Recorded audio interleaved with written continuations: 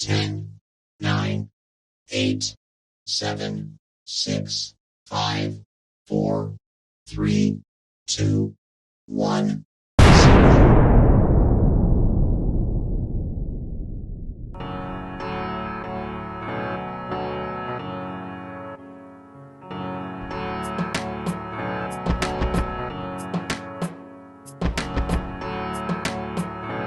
Je suis ravi de vous accueillir dans cette première édition de Débat Jeunesse. Imaginez un espace où les jeunes ont la parole, où leurs idées, leurs opinions et leur vision du monde sont au cœur de chaque discussion. C'est exactement ce que nous vous proposons ici. Cette émission est un trait d'union entre les jeunes et le monde, un lieu où les voix de la jeunesse retentissent, un lieu de débat, d'échange, de réflexion et d'inspiration. Aujourd'hui, notre focus est l'un des sujets les plus importants de notre époque, l'engagement politique des jeunes. C'est un thème qui ne saurait être plus pertinent, plus crucial. Les jeunes du monde entier prennent de plus en plus conscience de leur potentiel, de leur pouvoir d'influence et de leur capacité à faire entendre leurs préoccupations. Ils se lèvent pour lutter contre les injustices, pour façonner les politiques et pour tracer la voie vers un avenir meilleur. Mais bien sûr, cela ne va pas sans ses défis, ses obstacles et ses dilemmes. Dans cette émission, nous explorons les enjeux les plus brûlants de l'engagement politique des jeunes. Nous plongerons dans les réalités, les aspirations et les luttes des jeunes à travers le monde. Nous aborderons des questions telles que l'influence des jeunes sur les processus démocratiques, les obstacles qui se dressent devant eux et l'impact concret de leur engagement sur la société. Nous discuterons des moyens d'encourager la participation politique des jeunes et de créer un avenir où leur voix compte pleinement. Mais assez parlé de moi.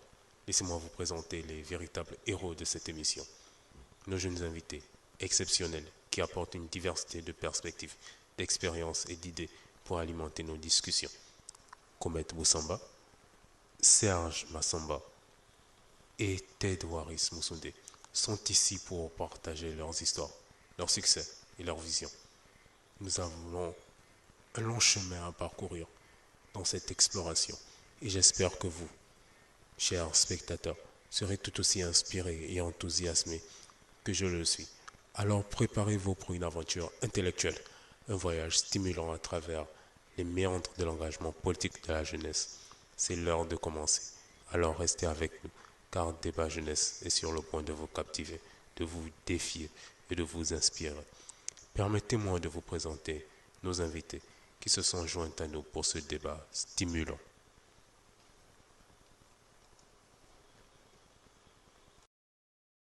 Accompagné ce soir, nous recevons Serge Massamba, un individu aux compétences variées et impressionnantes.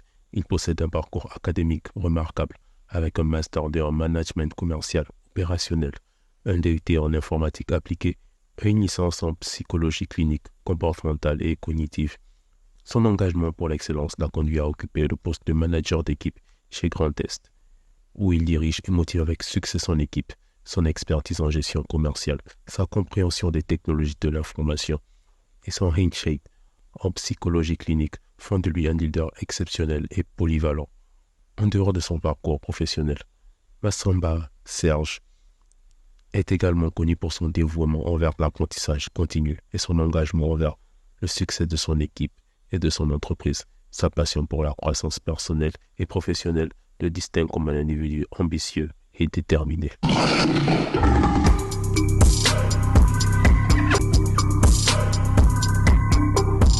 Komet Boussamba est un jeune homme de 20 ans qui incarne la fusion entre la passion et l'engagement. Originaire du Gabon, il poursuit ses rêves et aspirations en étant actuellement étudiant en médecine à Dakar, au Sénégal. En plus de sa quête académique, Komet se révèle comme un maître de cérémonie talentueux, illuminant les moments spéciaux de son éclat. Mais Komet est bien plus qu'un simple étudiant et maître de cérémonie.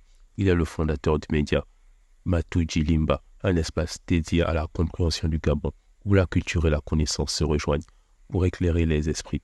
Son engagement va au-delà des frontières de son pays d'origine, car il joue un rôle actif dans le milieu associatif gabonais à Dakar, contribuant ainsi à tisser les liens et à créer un impact positif. À 20 ans, Komet Boussamba incarne une jeunesse déterminée, façonnant son avenir et inspirant les autres par sa polyvalence, sa passion pour la médecine et son art de la parole en tant que maître de cérémonie, et son désir de valoriser la compréhension et la solidarité entre les cultures. Son parcours est le reflet d'un avenir lumineux et prometteur.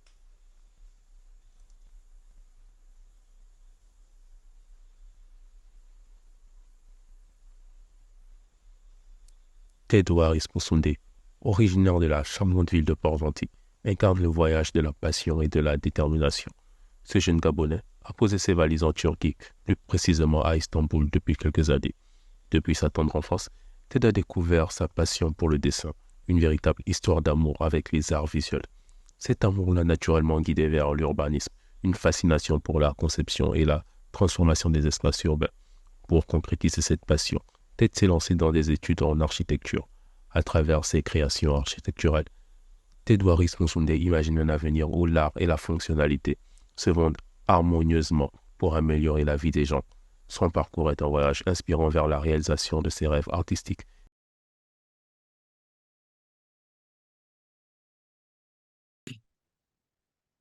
Tout d'abord, merci à tous de m'avoir rejoint dans ce programme. Aujourd'hui, nous débattrons de l'importance des jeunes, de l'engagement des jeunes dans le monde politique, dans l'arène politique actuelle. Et j'aimerais avoir ton avis, Mhm. Serge. Selon toi, pourquoi c'est important pour un jeune de s'engager en Mhm. politique de nos jours? D'accord. Déjà, je tenais à te remercier pour l'initiative que tu as prise. C'est déjà une très bonne initiative de partager l'ensemble de nos connaissances sur un forum. Ça participe également à l'émancipation de la jeunesse africaine. Alors, à ce sujet-là, j'aimerais dire que c'est crucial pour la jeunesse africaine d'éventuellement s'intéresser à la politique pour plusieurs raisons. La première raison, c'est le renouvellement des idées. Les jeunes apportent des perspectives fraîches et innovantes, ce qui peut permettre à résoudre certains problèmes persistants et développer de nouvelles idées pour le développement. Il y a également la diversité. Les jeunes africains, déjà l'Afrique est un continent diversifié en termes de culture, d'expérience, de point de vue, ce qui peut contribuer à une représentation plus équilibrée et à des politiques plus inclusives. Il y a également la force de la démographie. L'Afrique a une population jeune très importante et impliquer la jeunesse dans la politique est essentiel pour refléter cette réalité démographique et ainsi éviter l'exclusion. Il y a le combat de la politique.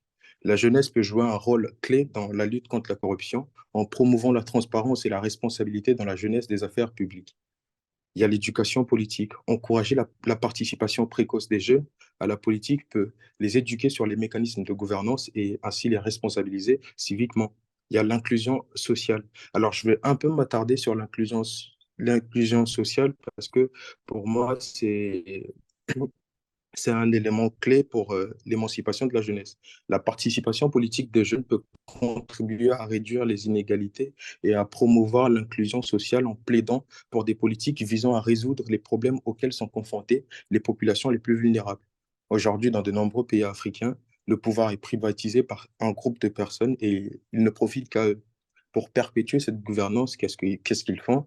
Bah, ils lèguent ce savoir soit à leurs enfants ou soit à un groupe de personnes qui leur sont proches, ce qui crée un cercle bien fermé. Du coup, ça crée un peu une atmosphère malsaine du fait que ce groupe de personnes-là développe une certaine forme de gouvernance empreinte de tribalisme.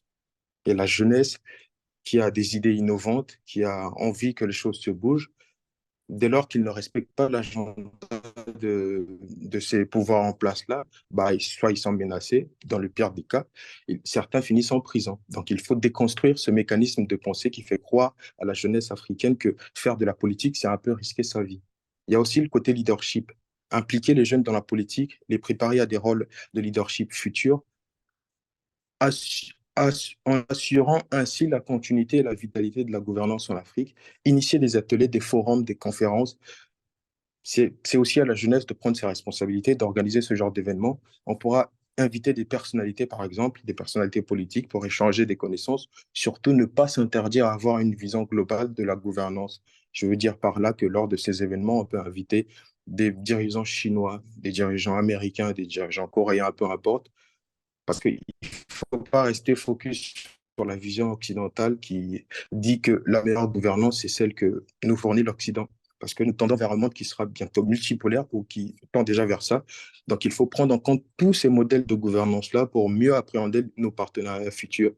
C'est grâce à ça que l'Afrique aussi aura un mot à dire et une certaine crédibilité sur l'échiquier mondial. Il y a aussi la mondialisation sociale. Les jeunes sont souvent au cœur des mouvements sociaux et des initiatives de changement, ce qui peut être canalisé pour influencer positivement la politique. En somme, la participation de la jeunesse dans la politique africaine est essentielle pour construire des sociétés qui seront plus justes, responsables et prospères. Et bien, à cette question, je pense que je vais m'arrêter là et laisser la parole à d'autres pour plus, plus d'interventions. Bien, merci pour ton intervention. Omet, je te sais très intéressé par ton Je sujet. t'en prie. Peux-tu nous donner ton avis sur la question? Pourquoi il est important pour les jeunes aujourd'hui de s'engager dans l'arène politique? Alors, merci déjà pour la parole, Noé. Alors, moi, je dirais déjà, on va parler beaucoup plus dans ceci de représentativité. Parce qu'aujourd'hui, on est dans une société africaine où la majeure partie des personnes, plus de 50% des personnes en Afrique sont âgées de moins de 25 ans. Donc, il y a un souci de représentativité qui se pose parce que lors des élections, etc., si on n'a pas assez de jeunes, il n'y aura pas assez de personnes qui pourront défendre les intérêts des jeunes. Parce que qui d'autre que les jeunes pour défendre leurs intérêts? Donc déjà, il y a ça. Et puis, il y a aussi le côté, comme le disait le frère tout à l'heure, c'est au niveau de la formation des élites futures. Parce que si on ne se met pas là-dedans maintenant, plus tard, on n'aura pas l'occasion de se former. Parce que la jeunesse, enfin, être jeune, c'est l'occasion de tout faire, de tout tester pour pouvoir, comment dire, c'est pour pouvoir acquérir des compétences et par la suite, pouvoir les prouver. Donc, c'est un peu ça, c'est beaucoup le souci de représentativité et vraiment le fait que, enfin, il faut pas avoir peur aujourd'hui de se lancer dans la politique. Et puis la politique, c'est pas seulement les élections, etc. La politique, c'est défini comme la gestion d'un peuple. Donc, par le milieu associatif aussi, il y a une part de politique qui est là-dedans. Et il faut vraiment s'engager dans tous ces domaines. C'est vraiment important pour l'essor de l'Afrique aujourd'hui, surtout à notre époque, parce qu'on est dans une période, on va dire, de transition dans dans tous les pays d'Afrique, à l'heure actuelle, il y a une certaine transition qui est en train de se faire. Et cette transition ne peut pas se faire si les jeunes ne sont pas impliqués. Donc, c'est un peu ça. Bien, merci. Ted, nous sommes impatients d'avoir ton point de vue sur la question. Selon toi, pourquoi est-il important de nos jours pour les jeunes de s'engager en politique?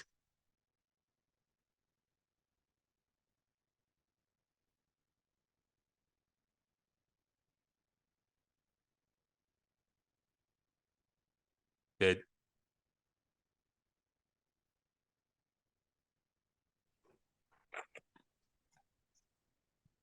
Euh, vous m'écoutez? oui, oui. Oui. Ok. Eh bien, merci Noé, pour la parole. Eh bien, un peu comme les collaborateurs ont eu à dire ici, après, je pense que la majorité de la population africaine est- nous avons une population africaine assez composée de jeunes. Et aujourd'hui, je pense que la jeunesse peut apporter de nouvelles idées, une fraîcheur dans, enfin, sur les nouvelles idées, les nouvelles stratégies dans la politique. Et puis voilà.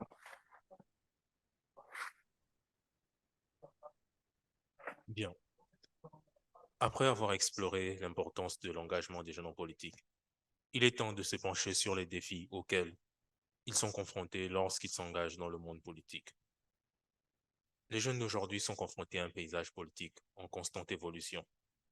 Et dans le cas de l'Afrique, ils sont confrontés à une certaine polarisation. En Afrique, le paysage politique connu, c'est soit opposition, soit majorité. Il n'y a pas, comme en Occident, des partis de gauche, de droite, du centre. des socialistes, des républicains. Nous ne connaissons pas ça ici. Voilà déjà l'un des obstacles à l'accès à ces postes de décision. Et aujourd'hui, le besoin de se faire entendre dans un monde politique parfois résistant au changement est plus que crucial. Et avouons-le, les jeunes apportent également une énergie et une perspective nouvelle qui peuvent revitaliser la politique. Alors, Serge, selon toi, quels sont les défis principaux en dehors de ceux que tu as cités lors de ta première intervention? Mm. Prenons le cas de Mm. l'Afrique. Un jeune Oui. cadre d'une vingtaine ou une trentaine d'années, quels sont les Mm. obstacles qu'il rencontre lorsqu'il se lance en politique? Oui. Je te remercie pour la parole que tu m'accordes. Déjà pour moi, les défis sont liés à l'éducation. Pourquoi je dis ça? Parce qu'aujourd'hui, la sphère politique africaine est empreinte de beaucoup de tribalisme. Beaucoup de personnes veulent s'approprier le pouvoir. Moi, j'ai toujours souhaité que nous retournions à notre ancestralité. Bien vrai que le monde a évolué et que les défis actuels ne sont pas ceux du passé. Donc, il est essentiel également de trouver un équilibre entre les enseignements du passé et les besoins contemporains. Surtout, il faut souligner aussi le fait que la gouvernance occidentale imposée par les colons a souvent rencontré des difficultés en Afrique pour plusieurs raisons. C'est surtout cette gouvernance-là que nous devons, parce que un jeune peut avoir des idées novatrices, il peut avoir une bonne vision, mais dès lors qu'il va se confronter à la sphère politique, il y a un agenda qu'il faut respecter. Si tu ne respectes pas cet agenda-là, je pense que tu n'auras pas tes chances en Afrique, parce que c'est le colon qui dicte sa manière de fonctionner en Afrique. Nous le voyons avec les aides, que tout le temps, on a des aides, on a des aides, on est des mendiants éternels. Donc moi, je pense qu'il faut déjà quitter ce joug-là, cette oppression-là. Et c'est à la jeunesse de prendre conscience que nous sommes dans une réalité qui n'est pas la nôtre. Et nous devons sortir de cette réalité-là. L'héritage colonial en fait partie. Les structures politiques mises en place par les colons étaient souvent conçues pour servir leurs intérêts économiques et politiques, ce qui a créé des déséquilibres et des conflits dans de nombreuses nations africaines. Il faut aussi prendre en compte les diversités culturelles. L'Afrique est incroyablement diversifiée sur le plan culturel, linguistique et religieux, ce qui rend difficile l'application de modèles politiques uniformes sur l'ensemble du continent. Il y a aussi le côté de la corruption, qui est un problème, en tout cas qui mine la sphère politique africaine. Il y a la faiblesse aussi des institutions. Les institutions de gouvernance sont, je peux dire, corruptibles. Sont corruptibles et la plupart de ces institutions-là font partie du système. Donc, il n'y a peut-être pas comment je peux dire, une autonomie soit dans la justice ou soit dans certains ministères. Et on a besoin de renforcer, on a besoin de renforcer le développement sur ces panels-là pour garantir l'efficacité de ces institutions. Il y a d'autres enjeux qui, qui, qui concernent l'Afrique, et ces enjeux-là aussi doivent être cités comme l'enjeu du chômage. Déjà, il y a beaucoup de jeunes du fait qu'il n'y a pas de travail en Afrique. Bon, très peu de travail. Déjà, je peux prendre le cas du Congo. Je pense que c'est 70% de chômeurs. Vous voyez que la première préoccupation de la jeunesse, ça ne sera pas aller se confronter à la politique, ça sera je mange quoi demain? Qu'est-ce que je vais faire demain? Comment je me nourris demain? Donc, il y a ce désespoir-là et cette insatisfaction qui fait que les jeunes sont bloqués à un stade où ils ne voient pas le bout du tunnel. Il y a aussi l'accès à l'éducation qui est un peu inégal pour moi du fait qu'elle ne, elle n'est attribuée qu'à une certaine partie de la population, une certaine élite. Donc aujourd'hui, c'est aussi un enjeu majeur parce que cela limite les opportunités de la jeunesse. Il y a aussi l'inégalité économique qui persiste, avec un petit nombre de personnes qui détiennent une grande partie de la richesse. Il y a les soins de santé de qualité qui ne sont pas accessibles à tous, ce qui affecte la santé des jeunes. Il y a des conflits et les instabilités politiques dans certaines régions d'Afrique qui ont un impact considérable sur la jeunesse. Donc, c'est tous ces éléments-là que, une fois réunis, qui nous permettront éventuellement, nous, Africains, d'avoir assez de courage pour affronter la sphère politique de manière sereine. Mais sinon, s'il y a toujours ces problèmes-là, je pense que ça sera un blocus, ça sera comme un plafond de verre et pour le dépasser, ça va demander un dépassement de soi. Donc, à ce sujet-là, c'est la contribution que je peux apporter. Bien. Merci. Tu as parlé de système de gouvernance propre à nous. Quel est le système de gouvernance qui est propre aux Africains? Alors, je veux pas repartir dans les anciennes années, mais chez nous en Afrique, parce que moi j'ai fait l'école des Mbikoudi, je suis un peu initié à certains ordres et après, bon, ça reste dans l'ordre du confidentiel. Maintenant, chez nous, il y a une gouvernance qui se fait. Il y a un roi. C'est même pas un roi, ça c'est un terme pour faire comprendre, pour plus de compréhension. Mais sinon, il y a un dirigeant qui est un guide spirituel. En Afrique, d'antan, c'était pas un guerrier ni quoi que ce soit. En tout cas, ça, chez nous, les Congos, il y a un guide spirituel qui est là et il y a 12 sages. Les 12 sages sont constitués de 9 femmes et 3 hommes. Les 9 femmes représentent comment on dit, le 9 est le signe de l'accomplissement parce que c'est la femme qui donne naissance et le 3 est le signe de la création. C'est l'homme qui injecte la semence et la femme accomplit, accomplit la naissance. Tu vois? Donc, du coup, repartir à ces sphères-là, s'imprégner de cette doctrine d'avant et éventuellement initier des, des bonnes initiatives, repartir à notre ancestralité, des trucs un peu qui s'y frottent. Bien.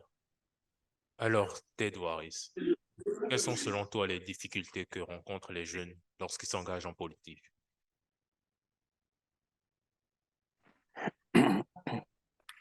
Déjà, pour commencer, les jeunes, lorsqu'ils s'engagent en politique, la difficulté à laquelle ces jeunes-là font face, les difficultés auxquelles ces jeunes-là font face, généralement, c'est c'est parce que c'est toujours les mêmes gens qui, qui dirigent le pouvoir, en fait. Et généralement, ces jeunes sont la plupart du temps corrompus, ou du moins sont face à la corruption, face à la corruption.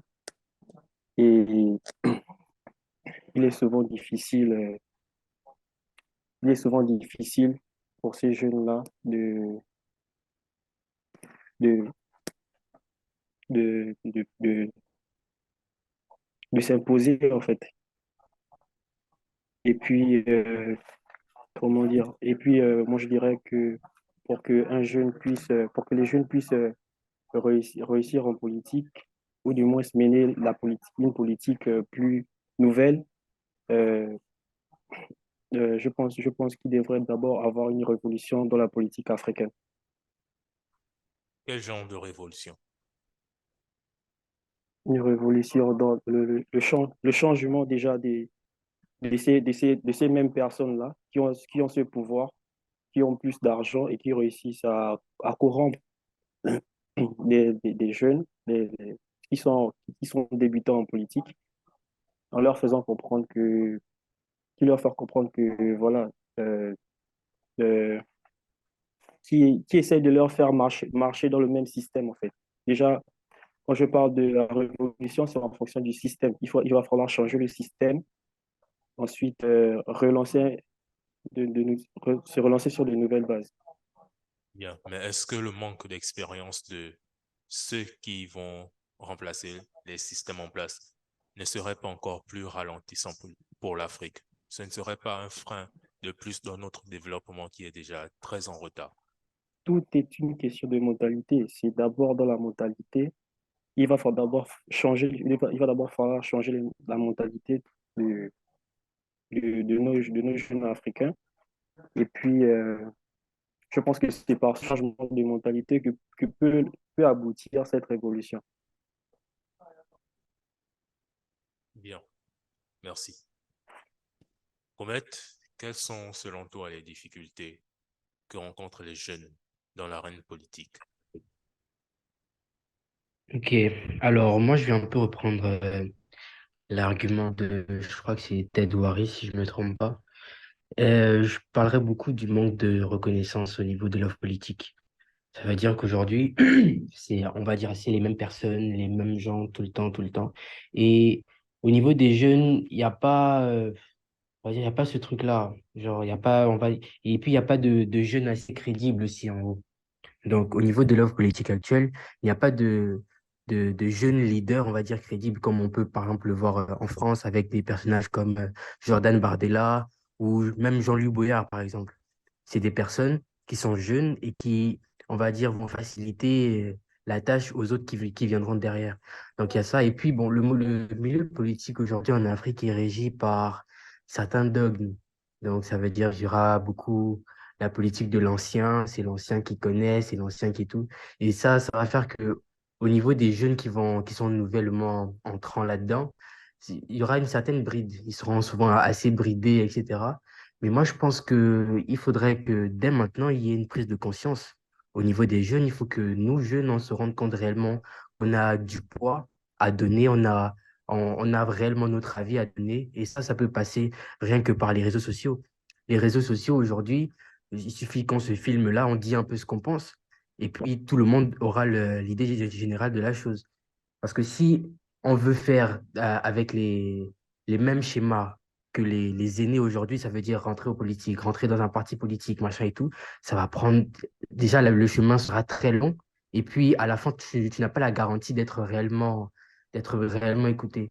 Je pense qu'aujourd'hui, à l'ère du numérique, on a de nouveaux outils pour redéfinir pour redéfinir l'offre politique. Donc, il faut essayer, grâce à ça, d'apporter notre pierre à l'édifice parce que il en va de la souveraineté de nos nations. Donc, c'est un peu ça. Tu as évoqué le point de la crédibilité. Qu'est-ce qui rendrait crédible un jeune aujourd'hui qui veut s'engager en politique? Qu'est-ce qui fait un jeune leader crédible, selon toi? Alors, moi, je pense que ça se joue déjà dans les convictions. Dans les convictions, dans les idées. Parce que, enfin, aujourd'hui, par exemple, je prends le cas du Gabon, on va mettre des jeunes devant, les jeunes qui seront devant, ce ne seront pas réellement des personnes avec des idées novatrices, on va dire. Parce que normalement, un jeune, c'est censé apporter du punch, c'est censé être vraiment quelque chose de nouveau. Mais si tu as des jeunes qui sont des fois corrompus, comme le disait mon frère à côté, c'est pas, enfin, ils viennent nous rabâcher en fait les mêmes idées du vieux système. Alors que un jeune, c'est une vision. Donc, quand je parle de jeunes crédibles, moi, je parle beaucoup plus aussi de la vision. On a besoin de jeunes qui ont une vision, qui réussissent à vraiment captiver les foules. On a besoin de personnes comme ça, derrière qui on pourra se mettre et avancer. Donc, c'est cela. Parmi nos dirigeants actuels, nous avons connu des, des présidents qui, dans leur jeunesse, Mhm. avaient cette fougue dont tu parles, captivaient les foules dont tu parles. Ouais. Mais une fois aux Ouais. affaires, entre la parole et l'acte, des kilomètres se sont créés. Alors, qu'est-ce qui Mhm. garantit aujourd'hui que ce jeune qui vient présenter une vision ira jusqu'au bout de Mhm. sa vision une fois qu'il connaîtra les joies et plaisirs du pouvoir? Moi, je pense que je dirais un seul mot, c'est la transparence. C'est la transparence qui fait tout. Donc, dès lors que tu rentres dans un système où tu es transparent envers les électeurs qui t'ont mis là, tu es transparent envers les institutions, je pense que tu ne seras jamais dans ce cas-là. Donc, c'est un peu ça.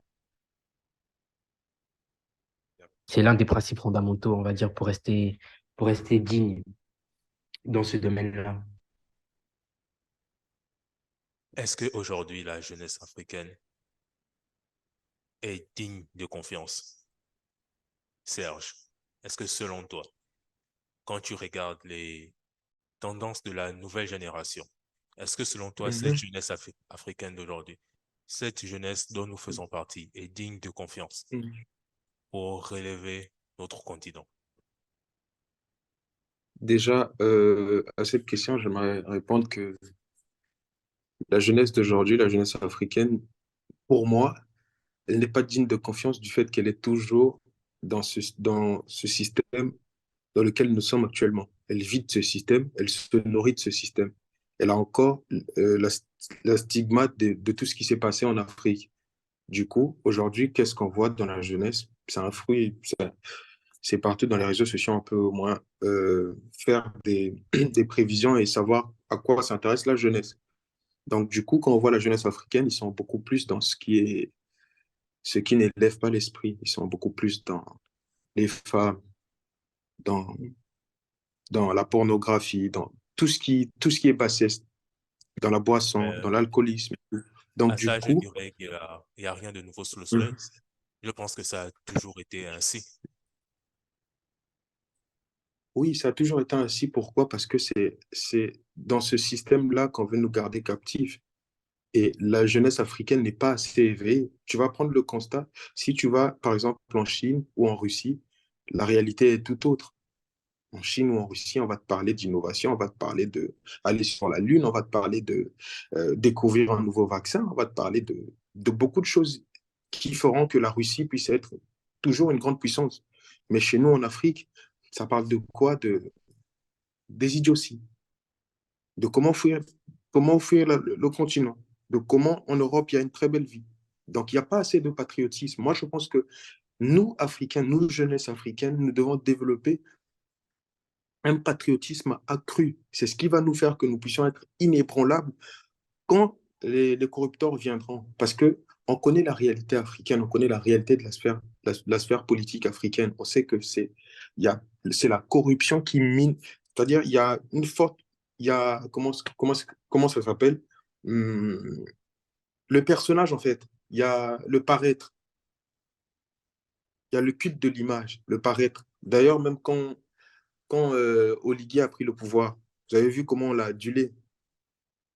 On l'a pris comme un sauveur. Mais non, un président n'est pas un sauveur. Un président, il est là pour défendre les intérêts de la population. Vous pouvez lâcher des oups de soulagement, d'accord, mais pas l'aduler au point de le magnifier ou de le rendre surhumain. Après, c'est ce qui crée des ailes.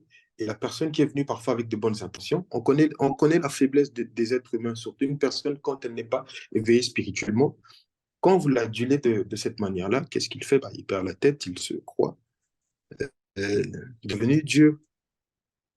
Donc, c'est cette éducation-là, ce système-là, dans le paradigme dans lequel on est actuellement, qui nous fait croire que réussir, c'est amasser des tas de fortune, c'est avoir toutes les belles filles à nos pieds, c'est avoir ceci, c'est avoir cela. Tout ce culte de l'image-là, c'est ça qu'on doit briser, nous, Africains, pour voir le monde selon nous, notre culture, selon nos traditions, revenir à ce que nous étions avant. D'ailleurs, j'avais pas fini tout à l'heure. Je voulais dire que le style de gouvernance propre à l'Afrique, c'est selon la loi mahatique. C'est-à-dire qu'il faut intégrer ces lois mahatiques-là dans nos sphères politiques, dans nos constitutions, pour rendre, c'est-à-dire pour créer un bouclier solide dans la gouvernance africaine. Sinon, on va retomber dans les mêmes ignominies, on va retomber dans les mêmes bêtises et on va continuer toujours à avoir les mêmes résultats qui feront que l'Afrique, sur le plan mondial, ne sera pas crédible. Donc, à ce sujet, c'est peut-être ce que je pourrais apporter comme contribution.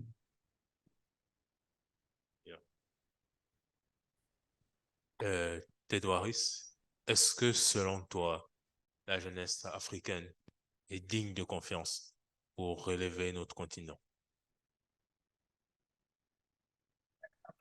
Eh bien, moi, je serais plutôt optimiste dans le sens où je pense pas que c'est toute la jeunesse africaine euh, qui soit corruptible. Je pense qu'il y a des jeunes qui ont des très bonnes idées. Il y a des jeunes leaders aujourd'hui. Euh, euh, je prendrais par exemple sur les coups d'État en Afrique de l'Ouest, où l'idée de vouloir quitter ce système-là de la France-Afrique, euh, je suis un peu optimiste dans le sens où euh, tout, tout, euh, tout changement passe toujours par une révolution. Et même, les États comme la France, les États-Unis sont passés par ce même schéma-là. Et Et je pense que, voilà, il faut pas toujours être négatif ou avoir ce côté pessimiste de la chose. On pense que tous les Africains, enfin, que l'Afrique ne changera pas et tout. C'est d'abord cette idéologie-là qu'il faudrait d'abord enlever de, de, de nos mœurs et être optimiste et aider ou accompagner nos leaders, nos jeunes leaders à, à réussir. Parce que c'est pas tout le monde qui veut de notre bonheur, en fait. Bien, merci. Voilà. Comet, je te renvoie la question. Est-ce que tu as confiance à cette jeunesse africaine-là? Alors, moi, je serais vraiment très optimiste pour la suite parce que je pense que de plus en plus, il y a un éveil. Il y a un éveil qui est en train de se faire. Et c'est un éveil qui se voit beaucoup plus dans les pays de l'Afrique de l'Ouest. Je vais par exemple citer le Sénégal où je suis, où ici, les jeunes sont totalement impliqués dans l'univers politique. Ça veut dire en fait, personne n'est insensible. Et ils vont du principe que si tu es insensible devant une injustice, c'est qu'en vrai, tu es du côté de l'oppresseur. Donc, c'est vrai, il y a vraiment cet éveil qui est en train de se faire. Et petit à petit, on a pu le voir aussi au Gabon pendant la petite période avant l'arrivée des résultats, etc., on a vu que les jeux de la diaspora étaient devant. Donc moi, je n'irais vraiment pas avec le côté pessimiste à se dire que ouais, on est bon qu'à faire du sexe ou on est bon qu'à l'alcool et tout. Ça fait partie de nous, c'est vrai, il faut pas le nier, mais on n'est pas défini que par cela. Mais je pense que le mieux et ce qui nous manquerait, c'est plus qu'on nous donne des outils pour nous épanouir encore plus. Mais moi, je dirais que la jeunesse africaine a, a un grand potentiel et peut relever les défis à venir. Bien. Nous allons marquer une petite pause et nous retrouver pour la seconde partie où nous discuterons des solutions face aux problèmes que vous avez chacun énumérés.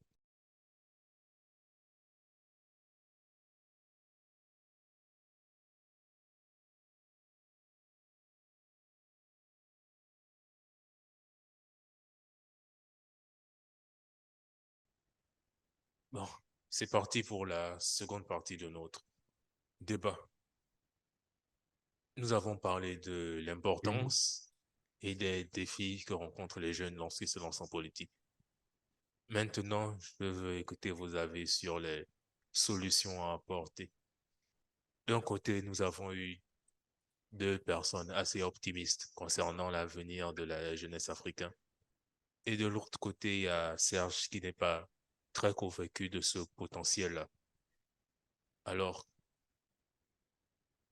quelle solution proposes-tu pour relever le niveau de cette jeunesse africaine afin que dans un avenir proche, elle soit plus digne de confiance? Donc, du coup, c'est à moi la parole. Exactement. Ok, merci. Donc, déjà, la solution que je compte apporter à l'Afrique, c'est laquelle? Dans un premier temps, il faut l'union. Parce que sans l'union, on ne peut aboutir à rien. Et quand je parle d'union, c'est pas de s'unir n'importe comment. Déjà, on connaît les forces de l'Afrique. L'Afrique est bénie. Tout le monde le sait. Et il ne faut pas aussi que cette bénédiction devienne une malédiction pour nous. C'est-à-dire qu'on puisse être dans des concurrences qui seront malsaines et après qui vont créer certaines divisions. Il faut déjà, dans un premier temps, s'unir, mais pas n'importe comment. S'unir en termes de blocs. Il y aura le bloc nord-africain, il y aura le bloc ouest-africain, il y aura le bloc est-africain et le bloc centre-sud-africain. Et ces blocs-là, des tâches leur seront attribuées. Parce qu'il ne faut pas faire les choses pour les faire, pour le plaisir de les faire et pour le plaisir de, voilà, sans synchronicité. Donc moi, j'aurais proposé que ces blocs-là puissent avoir des tâches bien attribuées. C'est comme par exemple, je prends le cas du Congo. Le Congo, la RDC à lui seul peut nourrir toute l'Afrique. Alors pourquoi on va gaspiller des terres alors que la RDC peut nourrir tout le continent? Donc il faut attribuer à la RDC la tâche de nourrir le continent. Maintenant, il y aura des zones qui seront réservées peut-être pour des années futures, comme le pétrole, on ne va pas exploiter sur toute l'entièreté du territoire.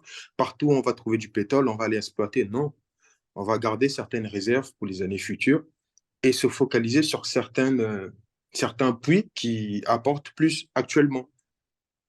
Et donc, dans tous les pays, on va mettre en place un système éducatif qui sera propre à notre réalité, pas un système éducatif que les Blancs nous ont laissé pour servir leurs intérêts. Non. Ce système éducatif-là, par exemple, tout à l'heure, j'ai parlé de l'agroalimentaire, j'ai parlé de la RDC qui pouvait nous nourrir. Bah, la RDC pourra se focus sur ça. Et euh, son système d'enseignement pourra être basé sur l'agroalimentaire, sur les besoins primaires comme l'exportation, la fabrication de tout ce qui est aliments et tout ça. Et certains autres pays pourront se baser sur d'autres options. Donc, ça sera en termes de blocs. Comme ça, on aura une synchronicité qui fera en sorte qu'il n'y ait pas de concurrence malsaine. Donc, ça, c'est ma première vision des choses. Et pour l'infrastructure aussi, il faut développer une infrastructure qui sera propre à nous. Parce que l'Africain aime copier le modernisme de l'Occident. Il croit que l'Occident a une valeur sûre. Il se voit en termes de... Aujourd'hui, il y a plusieurs Africains qui se sont occidentalisés, qui ne connaissent même pas leur culture et qui pensent que la meilleure chose provient toujours d'ailleurs. Donc, du coup, on doit aussi miser sur une infrastructure qui sera à notre image, qui sera à notre ressemblance. On n'a pas besoin d'avoir des gratte-ciel par-ci et là, parce que on a une terre qui est tellement belle, on a des forêts, on a tout ça. On doit mettre en valeur nos forêts et vivre en adéquation avec la nature, pas tout bousiller pour mettre des gratte-ciel qui vont après apporter des pollutions. Après, ça sera des complications et ci, et ci, et ça. Donc, du coup, c'est un domaine sur lequel on doit aussi beaucoup investir. Il y a également la question de la santé. On doit intégrer les mécanismes d'antan, qui est la médecine traditionnelle africaine.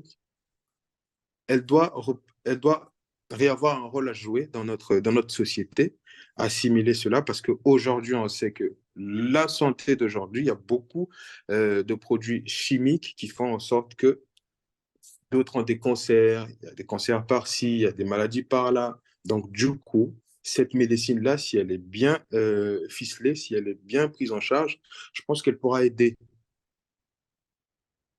Donc, c'est sur tous ces aspects-là qu'on pourra éventuellement euh, faire avancer l'Afrique, mais c'est surtout l'union, parce que c'est l'union qui sera notre force.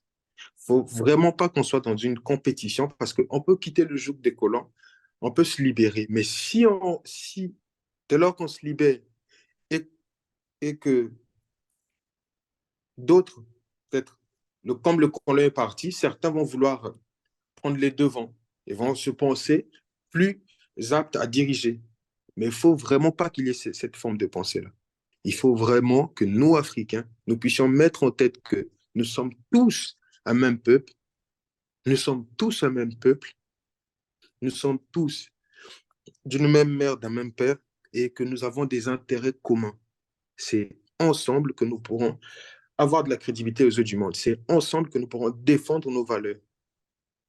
Mais Bien, si on tu as se fait des parlé, guerres... tu as Vas-y. parlé du fait de ne pas être en concurrence. Mais aujourd'hui, nous Mhm, voyons, les grandes mhm, nations, les puissances mondiales mhm, sont devenues des puissances mhm, mondiales parce qu'elles se mhm, concurrencent entre elles. Il y a cette course au mhm, développement-là. Est-ce que c'est pas mhm, ce qu'il nous faut aussi aux pays africains pour tirer leur épingle du jeu? Cette course au développement entre elles, cette espèce de concurrence, mais une concurrence saine, mhm, une concurrence mhm. saine entre ces États afin de pousser au développement. Omet, quelque chose à dire? Oui, en fait, parce que enfin, je vais essayer de... Peut-être que j'ai mal compris, j'aimerais avoir beaucoup plus de précision. Dans ton argumentaire, tu as eu à parler de... Déjà, Ouais, par exemple, au niveau de la nourriture, tu as parlé de la RDC et tout. Mais dans le contexte actuel, où on a des pays qui veulent beaucoup plus aller vers l'autonomie, est-ce que tu ne penses pas que centraliser un secteur aussi stratégique que l'agroalimentaire à un seul pays ne serait pas nocif pour les Non, mais autres ça, pays? c'était juste un exemple. Je pense que c'était juste un Oui, enfin, exemple. Non, je te après, réponds. Il a fait mhm, référence après, à ça par rapport à la quantité de mhm, terres arables présentes dans cette oui, région. oui, N'est-ce pas ça? oui, oui, Ouais, ouais, ah, c'est ça. Mais pas que. mhm, En fait, lui, il comprend mon intitulé de telle sorte que les pays sont divisés. En fait, toi, tu vois les pays selon RDC, selon ceci, selon cela. Moi, je parle de quatre blocs, c'est-à-dire qui oui, forment ça, une on paire. va voir. Ouais, exactement. Tu m'écoutes? Oui, oui, je t'entends. Je parle en termes de blocs, c'est-à-dire il y Mhm. aura une même gouvernance. Donc, Oui, chaque bloc a ses réalités. Donc, mais la gouvernance première sera la même par l'Union africaine qui va mhm, instaurer certaines formes de lois et mhm, nous allons appliquer tous les pays vont appliquer ces lois-là. mhm. Bien. Mais est-ce Maintenant, que c'est Mais réellement est-ce la que solution? Vu que ouais, chaque mais pays a ses réalités.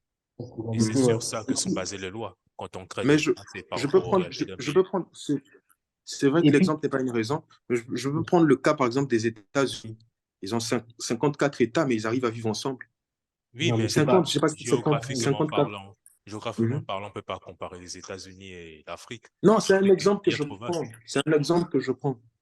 Ouais, et aussi, si je peux, est-ce que tu ne penses pas que ce Mhm, modèle-là de, mhm, comme tu dis, mhm, centraliser en bloc, etc., est-ce que tu ne penses mhm, pas que déjà ce qui existe avec mhm, des entités comme des entités qui font qui sont des modèles d'intelligence communautaire avec, par exemple, la mhm, CEDEAO et la CEMAC, mhm, est-ce que mhm. ce n'est pas déjà des trucs qui existent? Parce Non, que, mais pardon? il faut pas oublier aussi que ces entités-là sont Mhm. financées par l'Occident. Oui, Et ces entités-là ont été créées pour la plupart sous les idéaux de l'Occident. Donc, du coup, ça ne sert vraiment pas les intérêts africains. Il faut oui, mais repartir à une source. Voilà pourquoi j'ai dit qu'il est question de paradigme, de manière de voir les choses. Si on cherche à voir les choses selon la vision du colon, bah, on ne va jamais s'en sortir. Donc, du coup, il faut. Tout à l'heure, Noé a parlé de la concurrence saine entre les États de l'Occident et tout. Mais on voit les répercussions que ça a sur le peuple. Le capitalisme, moi, je pense que c'est une gouvernance tellement malsaine du fait qu'il y a beaucoup de personnes qui se retrouvent du jour au lendemain, qui n'ont plus rien, qui n'ont plus de vie, parce que quoi? Ils sont dans un système de prédation. Nous, on doit quitter ce joug-là. Voilà pourquoi j'ai proposé la loi Mahatic. Parce que nous, Africains, on a notre façon de vivre, on a notre façon de voir les choses. En Europe, les gens ne se saluent presque pas. Saluer quelqu'un, c'est comme si tu venais lui demander de l'argent ou un service. Forcément, il va le voir d'une certaine façon. Mais chez nous, en Afrique, c'est un truc qui passe crème. Si tu refuses une salutation, on va trouver que tu es bizarre, tu es ceci, tu es cela. Donc, du coup, on doit intégrer notre propre valeur intrinsèque, ce que nous sommes réellement dans nos civilisations. On doit réapprendre à être africain. C'est de ça que moi je parle en fait. Chez nous, dans nos valeurs africaines, si aujourd'hui toi tu produis pour moi, il n'y a pas de souci. Du moment que on ne va pas détruire la. En fait, la valeur africaine, c'est pas de détruire le continent pour des intérêts financiers. Non. Si je parle de ça, c'est une valeur écologique aussi, du fait que si tout le continent se met à produire à, à une forte production, ça va causer des dommages écologiques. Donc, du coup, c'est dans un bien aussi d'écologie que parce qu'après, on va détruire ce qu'on a de plus précieux, nos forêts, nos, notre faune, notre flore, et ça, c'est pas bon à l'avenir. À l'avenir, ça sera nocif. Donc, c'est cet aspect-là aussi que j'ai voulu voir. Bien. Donc, Et peut-être toi, que tu as un Riz, truc à qu'est-ce rajouter. que tu en penses?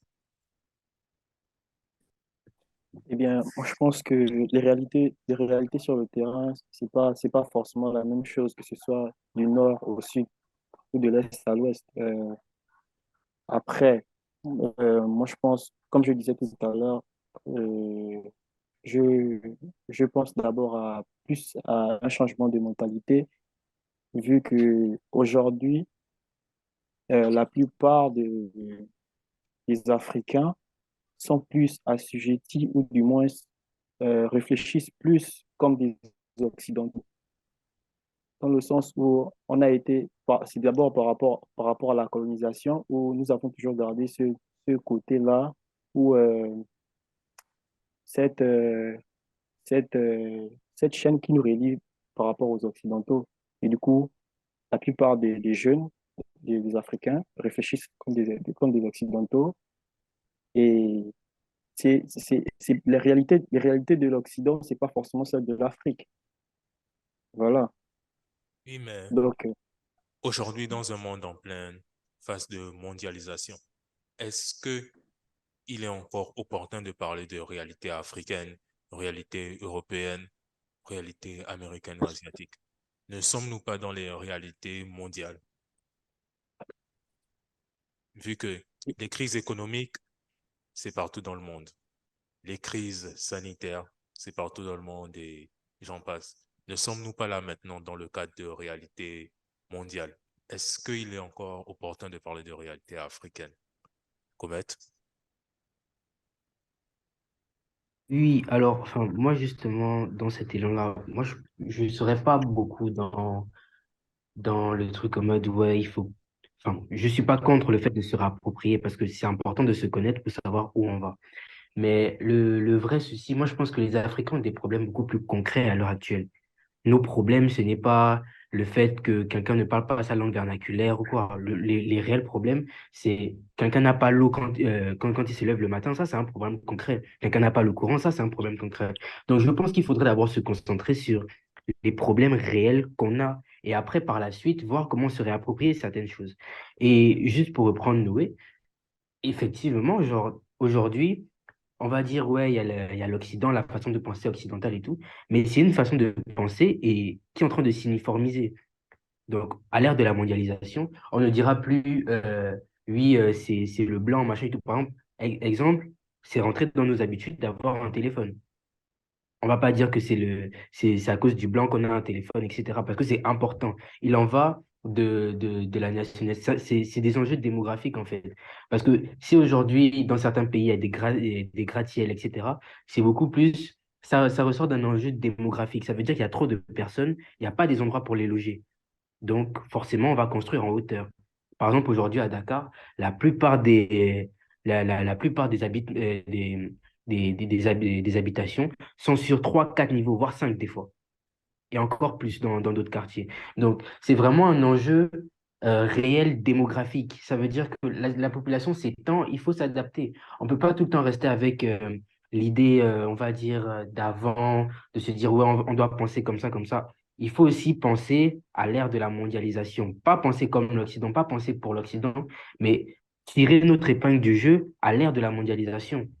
Parce que, enfin, après, je pense que je pourrais poser la question, peut-être je ne vois pas trop bien, mais pour moi, aller systématiquement en arrière comme ça peut être un frein à notre essor, à nous. Non, Et, j'ai jamais dit aller en arrière, j'ai jamais dit repartir en arrière. J'ai dit adapter la Mhm, réalité avec ce que nous étions auparavant. Aujourd'hui, la Chine, elle est ce qu'elle est. Elle a gardé sa, sa, sa nature intrinsèque. La Corée du Nord, c'est un pays développé aujourd'hui, mais qui a ses propres mhm, valeurs. Le Japon, il y a plusieurs cas de figure similaires.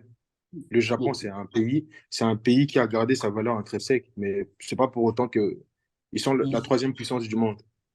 La ils ont Chine est la leur, deuxième puissance du monde. exactement. ils ont Voilà, Exactement. leur, ils ont leur propre modus operandi, mais c'est pas Mhm. pour autant que nous, on va accepter le fait que, voilà, parce que nous sommes nés dans une oppression, nous sommes nés dans une telle forme de, je sais pas, de gouvernance que nous devons accepter ça parce que, bon, voilà, c'est une réalité sur laquelle, non, pas du tout. Moi, je parle de, je ne dis pas qu'on doit repartir dans le, tu as pris le cas, par exemple, du téléphone, mais je te rappelle qu'à l'époque, même les Blancs n'avaient pas de téléphone. Donc, Et c'est bien que tu parles C'est pas, sur c'est pas, sur c'est le, pas sur du le, fait que à l'époque où les Blancs sont arrivés en Afrique, Eux-mêmes n'avaient pas de téléphone. Donc, il ne faut pas dire que parce que les Blancs sont venus, non. Qui sait ce qu'on aurait Mais, fait s'il n'y mais avait pas, pas eu cette intervention-là? mais pas- Donc, du coup, il faut pas prendre, juger ce qui est Mhm. actuel et le comparer à ce qui est passé. Voilà pourquoi j'ai dit que, vous savez ce qui a rendu l'Europe riche aujourd'hui? C'est le commerce triangulaire qui a rendu l'Europe riche. Sinon, l'Europe, à l'époque, je crois en 1800, l'Europe parlait combien de langues? 600 et quelques langues qu'ils ont uniformisées. Ils ont gardé, non, plutôt la France. La France avait 600 et quelques langues qu'ils ont uniformisées pour donner le français. Donc, l'Europe aussi avait sa réalité à cette époque. Nous aussi, nous avons la nôtre. Mais on peut s'adapter en fonction. L'Europe n'a pas pris, malgré le mondialisme, l'Europe n'est pas devenue chinoise. Ils n'ont pas adopté la culture chinoise. Ils n'ont pas adopté la culture japonaise. Mais pourquoi, si eux ne l'ont pas fait, pourquoi nous, on est obligé de se plier à la mondialisation? On n'est pas obligé. On peut être ce que nous sommes. Donc, Et le problème de l'Europe, c'est quoi? Le problème de Dakar, c'est quoi? Moi, j'ai été à Dakar, j'ai fait 5 ans à Dakar. Le problème de Dakar, c'est quoi? Tout le monde veut vivre à Dakar. Il y a plus d'autres villes qui soient développées à Dakar. Tout le monde veut vivre à Dakar. Du coup, c'est ce qui crée une surpopulation. Mais en Europe, l'Europe n'a pas l'espace que l'Afrique, le même espace que l'Afrique. L'Afrique, c'est un grand continent. Du coup, nous, on n'a pas ce problème-là. On est même un continent sous-peuplé. Et c'est bien que vous employez le terme sur le plan démographique Mhm. et sur euh, les infrastructures. Euh, Non, c'est une idée que je donne. C'est juste une oui, idée que je donne. oui, parce que c'est vrai, Parce que c'est une tu... réalité. Parce que comme je disais, les réalités Mhm. de certains pays ne sont pas les mêmes. Par exemple, si on prend sur ce thème, sur ce thème-là, les climats ne sont pas pareils, que ce soit par exemple en France ou au Congo. Effectivement, tu sais que le fait même des climats, même, en parlant du climat, tu sais que construire des maisons en briques Exactement, exactement. En Afrique centrale, c'est très... Je connais, je suis du métier.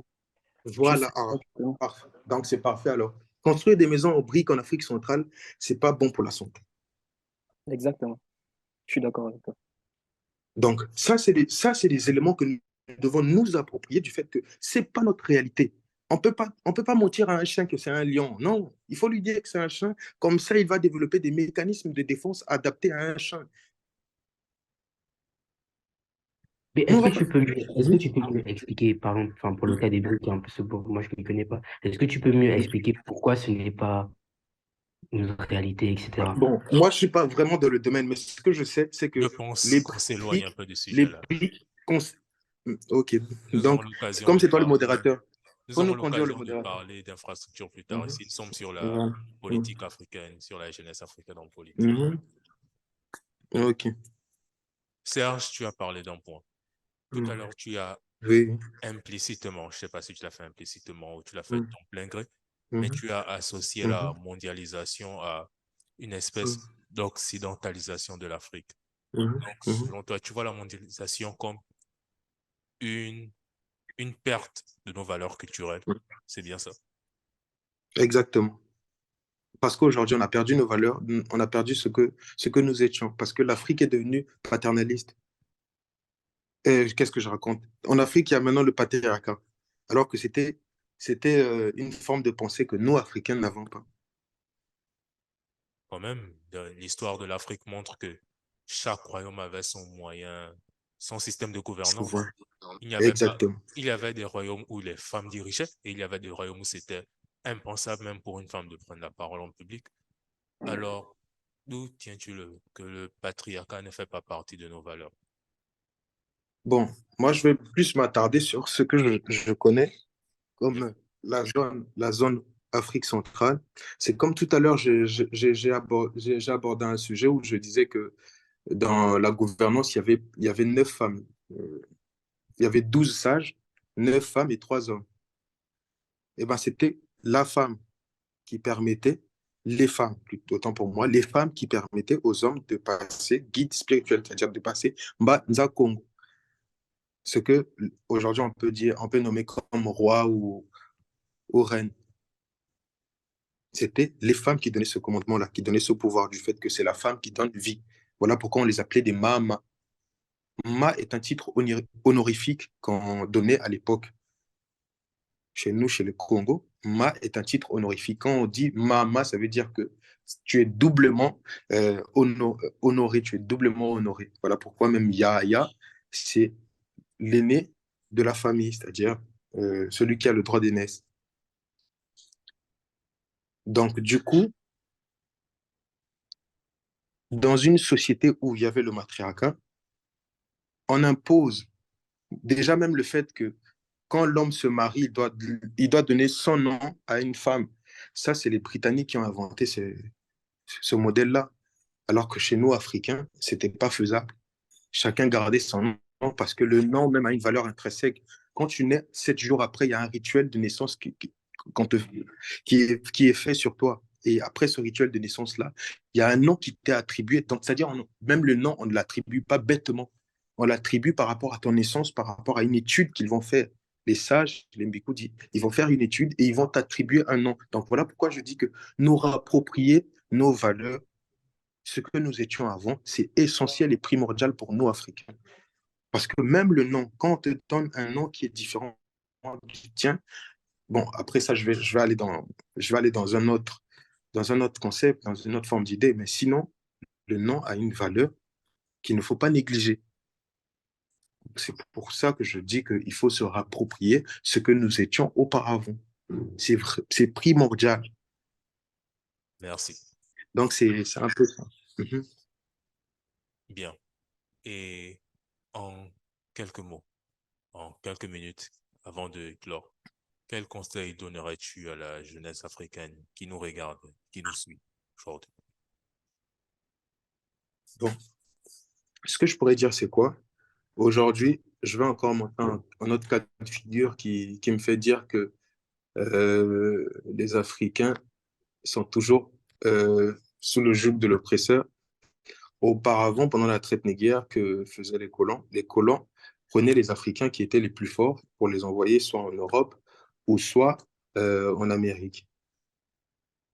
Aujourd'hui, qu'est-ce que nous voyons? Nous voyons ces mêmes Africains forts qui risquent leur vie pour emprunter la voie désertique, pour aller traverser la mer Méditerranée et rejoindre l'Europe. Moi, je pense que si les colons, bon, excusez-moi du terme, si les Occidentaux voulaient qu'il n'y ait plus d'immigrés sur leur sol, il n'y aurait jamais eu d'immigrés en Europe. Mais ils ont besoin d'alimenter ça pour perpétuer ce qui s'est toujours fait en Afrique. Donc, moi, je pense que ces personnes-là, ces braves personnes qui quittent le continent, avec cette hargne, ce courage qu'ils ont, de passer par ce parcours du combattant-là, c'est une grosse perte pour l'Afrique. C'est une grosse perte pour l'Afrique du fait que ce sont des personnes courageuses, des personnes qui sont prêtes à tout pour risquer, qui sont prêtes à risquer leur vie pour réussir, qui sont prêtes à risquer leur vie euh, pour rendre leur vie meilleure, aider leur famille. S'ils prennent des risques inconsidérés comme ça veut dire que ces personnes-là pouvaient, si l'Afrique était un continent où tout allait bien, pouvaient apporter un plus au continent africain de par leur courage et leur bravoure.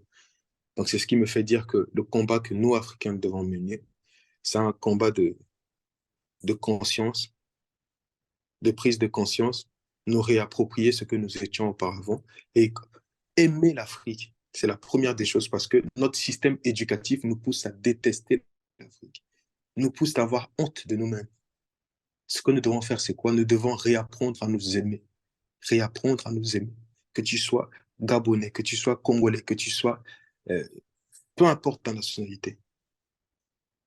Mon devoir premier en tant qu'Africain, c'est de t'aimer.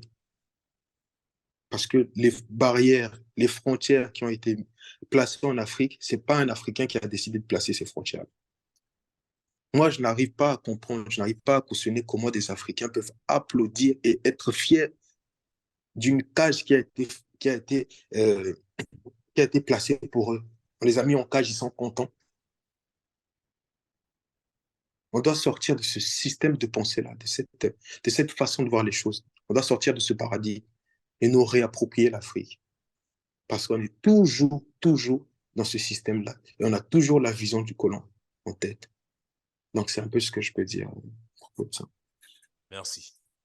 Comet, en 5 minutes, que peux-tu dire aux jeunes Africains qui nous écoutent?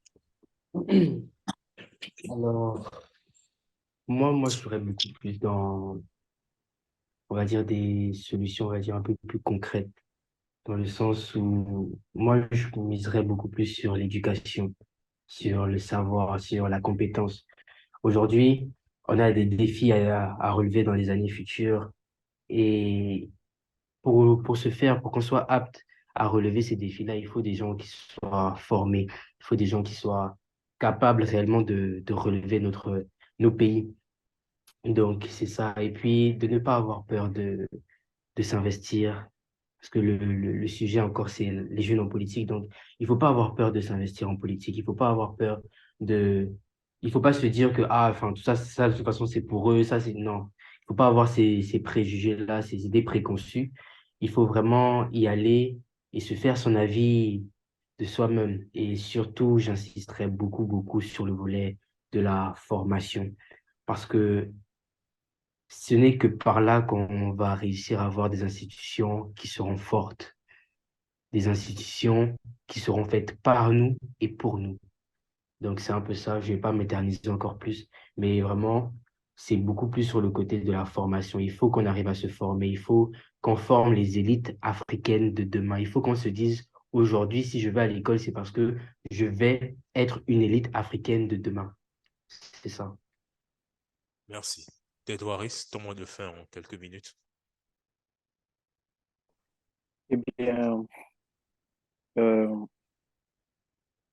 déjà, je suis, bon, déjà, comme je l'ai souligné, je suis très optimiste pour cette jeunesse africaine, car voilà, aujourd'hui, nous avons un continent jeune et nous avons beaucoup à faire, en fait.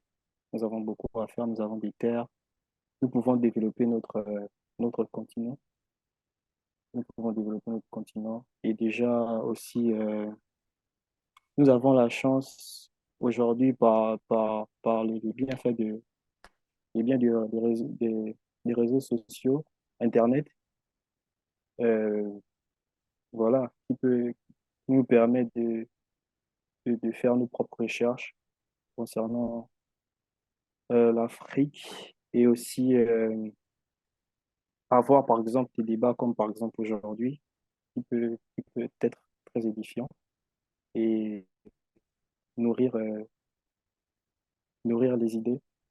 Voilà. Euh, une fois de plus, je suis très optimiste. C'est tout. Bien. Merci. Jeunesse africaine, il est temps de prendre tes responsabilités, car l'avenir t'appartient. Et il est aussi crucial de savoir que l'engagement politique ne se limite pas à aller aux élections, à voter, à manifester. Non. Comme l'a dit nos intervenants, il faut s'instruire, car l'instruction, c'est la base de tout. Une jeunesse éduquée, c'est un pays développé. Un grand penseur disait, un individu non éduqué est un danger pour la société. Alors, jeunes Africains, ne soyez pas des dangers pour la société. Éduquez-vous, engagez-vous. C'est à vous de prendre des décisions qui vous concernent de près ou de loin. L'ancienne génération va passer avec son lot de bonnes et de mauvaises décisions. Certes, elles vont nous laisser du pain sur la planche, mais donnons-nous les moyens de mettre de l'ordre et d'aller de l'avant. Merci à vous d'avoir participé au tout premier épisode de Débat Jeunesse. J'espère vous avoir très bientôt pour d'autres débats. Merci Comet, merci Ted et merci Serge. Et on se dit à un prochain numéro.